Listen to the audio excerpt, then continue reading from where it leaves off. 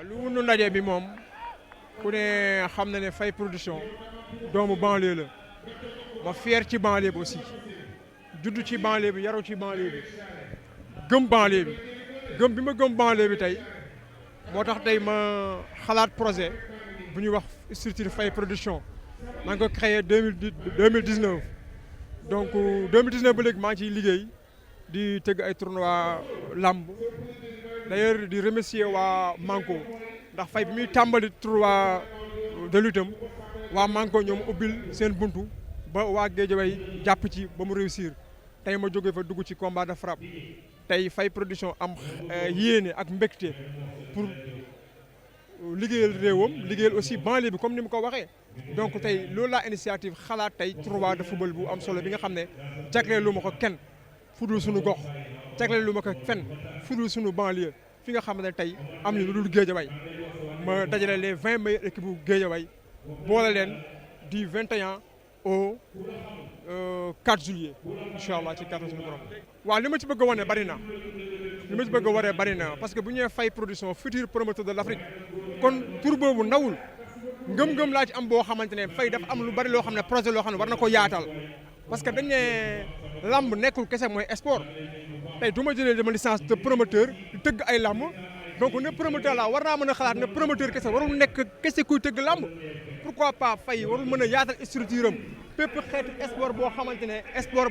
sport discipline la ma jël ko doo ko sama structure di si liggéey di si remercier waa Am Sport bi nga xam ne association de management de football ñu daal di ñëw sama wet accompagner ci projet bi nag di la remercier bu baax a baax donc di remercier aussi suma papa père Modou Bey nga xamante ne tey combat yi ma monté rek tey moo monté combat yi di mag bu am solo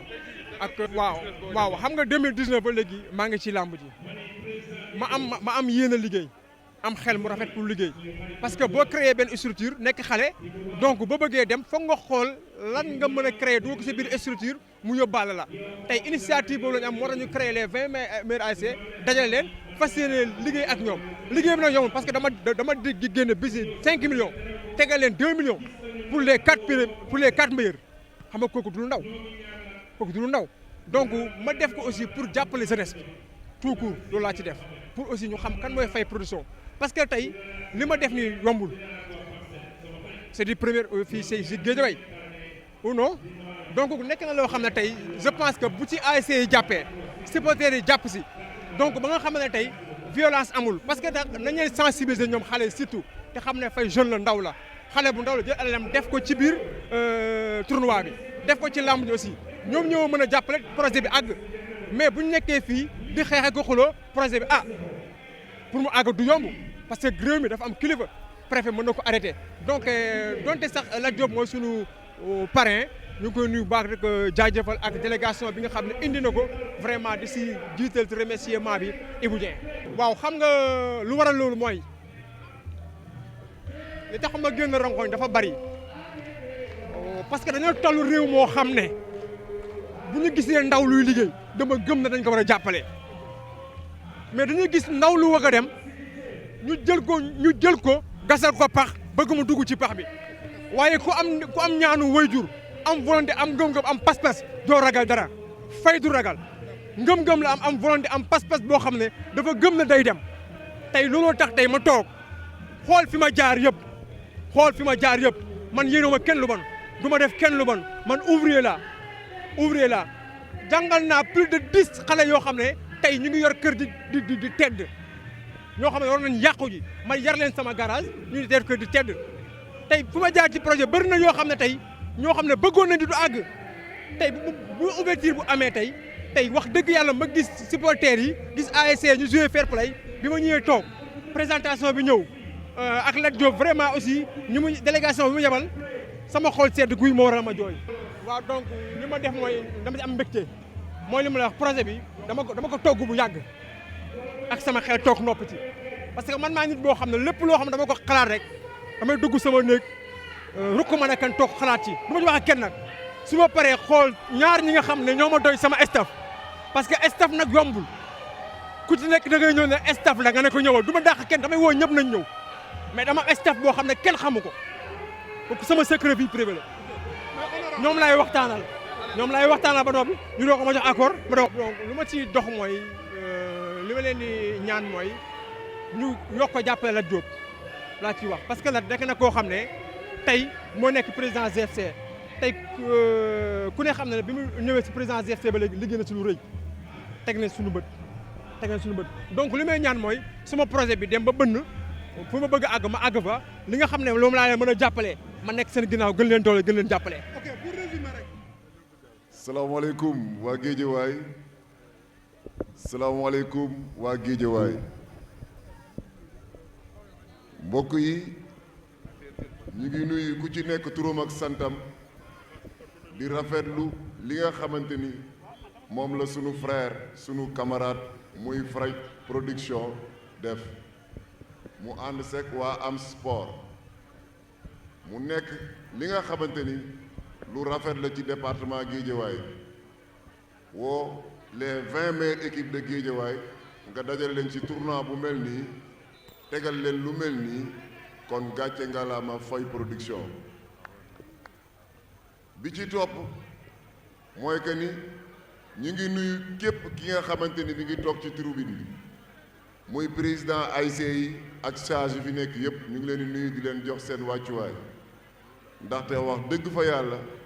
nii président yi àndee ñu ngi koy ñaan supporters yépp ñu àndee ko noonu ak esprit fair play pour que bu ko defee tournoi bi mën a jeex ci jàmm beneen bi ci topp ñu ngi ñaan nag li nga xamante ni mooy suñu équipe bi nga xamante ni muy waa ECHO di ko ñaan waa zone ñu jàppale ñu teggil leen daan bi nga xamante ni tegoon nañ leen ko pour bu ko defee ECHO mën a dellu siwaat ci compétition yi beneen bi ci topp Fay Production nag dafa jël journée bi jagleel ko son frère son ami son camarade di le président Lat Diop DG de la LONASE président Guédiawaye football club dëkk fii ci banlieue bi ne awma lu dul banlieue bi lépp lu ma am rek dinaa ko delloo banlieue bi kon kooku su ko Fay Production tuddee lu mel nii kon war na ko tuddee donc Fay